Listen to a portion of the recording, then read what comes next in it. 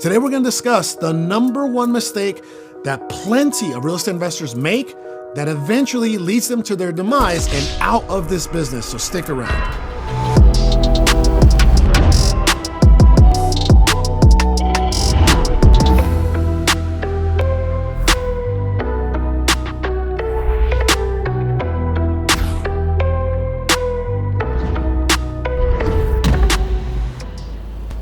Hey guys, it's Carlos Reyes. Welcome back to my channel. As you guys already know, when it comes to real estate investing and buying your first flip or whatever deal that you're looking to buy, there are plenty of numbers that you have to account for. All right, so with that being said, let me just give you some of the numbers that you're gonna have to consider when buying an investment property. Your purchase price, your lender fees if you're getting a loan, hard money or private money, or a bank loan. You got your renovation costs, AKA rehab costs.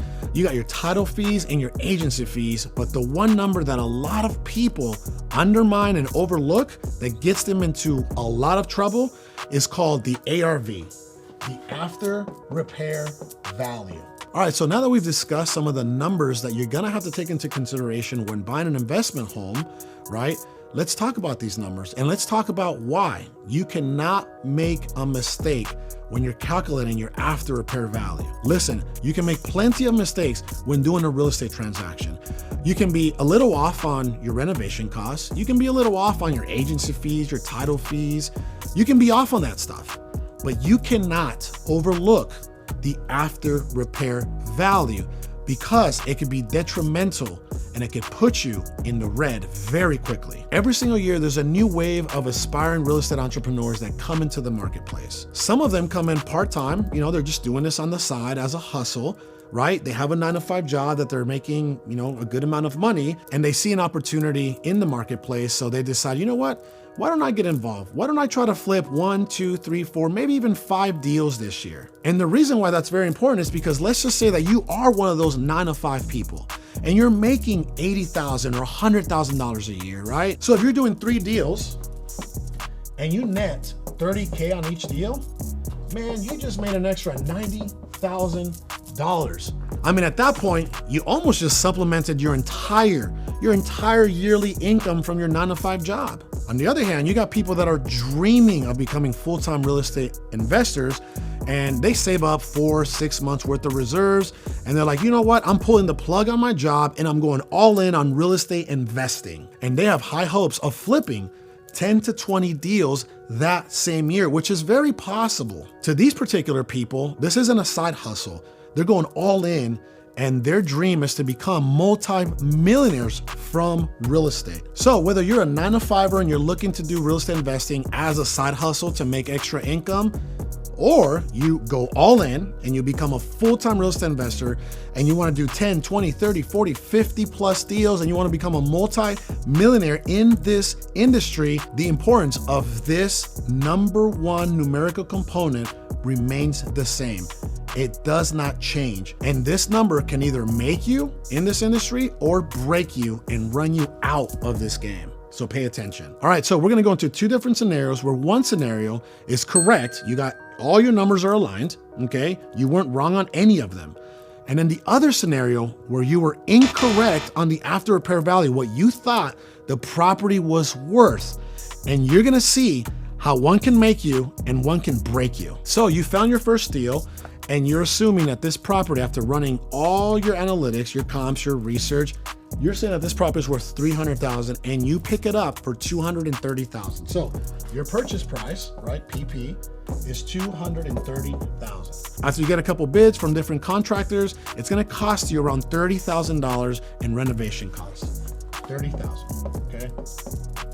So now you got your renovation costs. We also have to take into consideration 7%, which is 0.93% here.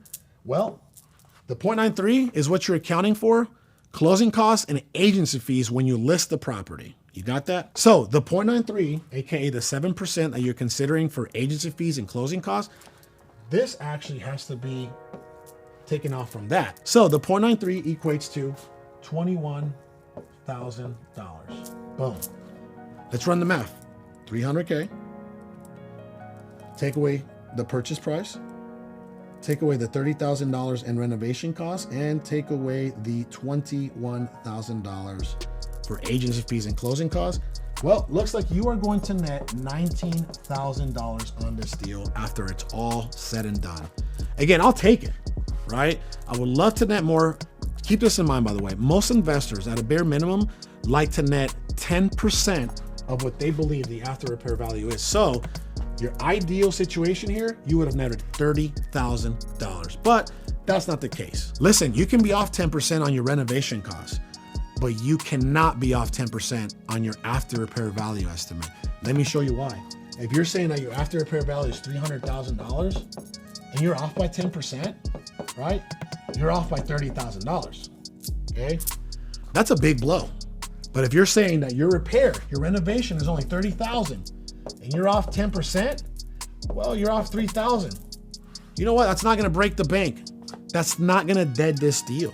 You see why that's very important? All right, so let's go over the incorrect scenario. That means that your after repair value calculation was completely off and wrong. You said that this property was worth $300,000, but the fact of the matter is the property, after getting appraisals and other experts involved and them giving you some feedback, the property is actually worth $270,000.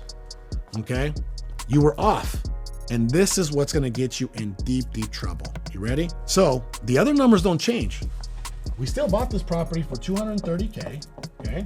We're still putting $30,000 into it, and the 0.93% for agency fees and closing costs are still getting taken out of this, which is 270,000 times 0.93, right? Here we go. $18,900. Let's do the math. So now you have $270,000 that you were able to sell the property for, not $300,000 like you assumed and miscalculated. We're gonna take away the purchase price of $230,000, so $270, take away $230,000 because that's what you bought the property for, right? Okay, this was the PP, remember that, purchase price. And your ARV, your real ARV is this, $270, not $300, okay? You're at $40,000, you're gonna take away the $18,900, which is the 7% here, right? You're at $21,100 left. Oh man, but you still have this right here, which is your renovation costs, your rehab costs. So now let's take away the 30 grand. You are now at a negative $8,900. And my friend, you just lost your tail off. What do you think that's gonna do to your morale? What do you think that's gonna do to you as a new investor? I mean, your confidence level now is literally in the gutter. Like you literally might say, you know what? I'm done. I tried it. It didn't work out. I lost. I'm quitting, correct? Well, we don't want you to make this mistake. We want you to stay in the game. We want you to make a lot of money. We want you to become a multi-millionaire if that's your dream in real estate. So what do we got to do to prevent that from happening? What do we got to do to make sure that you do not make this mistake, that you're not off on your after repair value estimate? So there's a couple different routes that you can take that's going to help you avoid making that crucial mistake that many investors make. You ready? One option out there is you can get with the realtor. They're usually pretty solid when it comes to running comparables and giving you what they estimate to be your after repair value on that particular property. Another option is you can hire an appraisal company.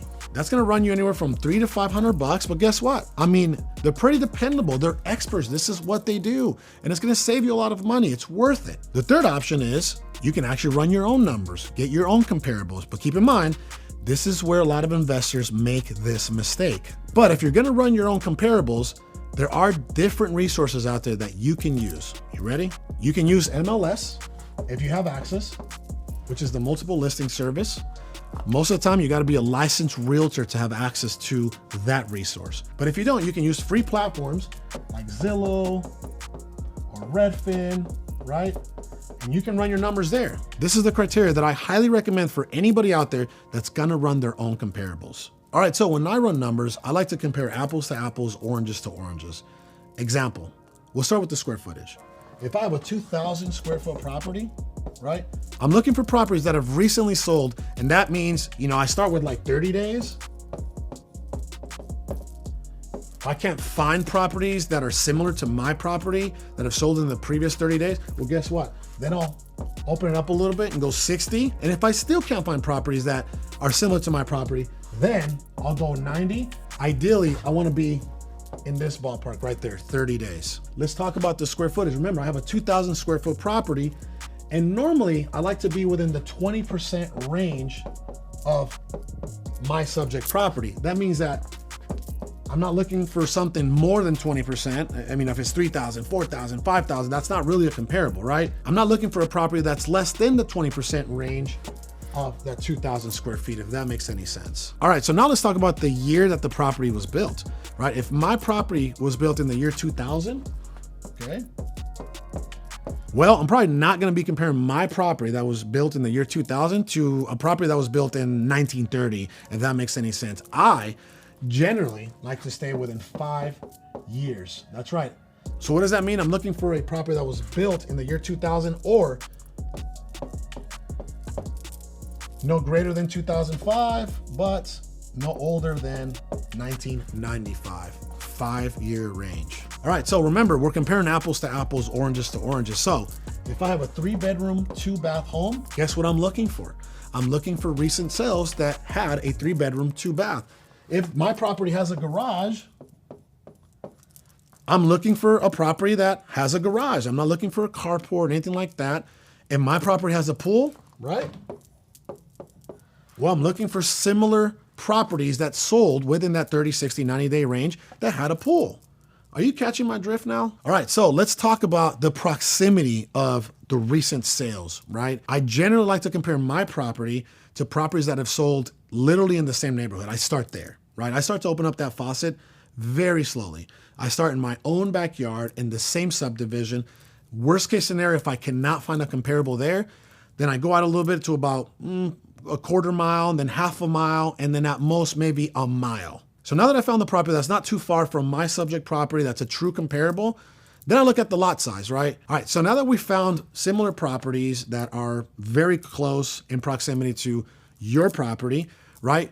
Most cases, lot sizes are gonna be around the same. So what you're looking for is that if your property has a 5,000 square foot lot size, you're looking for another property or a comparable that has a 5,000 square foot lot size, but if they have a 6,000 or 7,000 square foot lot size, that's okay. So don't pay too much mind when it comes to that. All right, so how do we help you avoid making the mistake that a lot of investors make? In many cases, it just runs them out of the industry. 1, you can hire a realtor. We talked about that. 2, you can hire an appraisal company. 3, you can run your own numbers. Option number 4 that I saved for last that I did not talk about during the video is I'm gonna give you access to my #1 real estate course. That's right, my #1 A to Z real estate investing course. It's normally sold at $997, but if you subscribed, or if you're already subscribed, if you like this video, and most importantly, if you comment down below, you are gonna qualify. I'm gonna choose one of you, one lucky winner, to win my $997 course that teaches you everything I just reviewed anyway. Hey, listen, I want you to win in this game. Real estate has literally saved my life. It's changed not only my life, but the lives of those people around me, like my family, my friends, and the thousands of people that I've been able to impact because of real estate. All right, so do me a huge favor. If you haven't subscribed to my channel, please do so. Love seeing the new subscribers come in. If you haven't commented, shared, or liked, please do so. We love seeing that coming from you guys. All right, and if you found this video informative, educational in any way, send it to someone that needs to watch this video.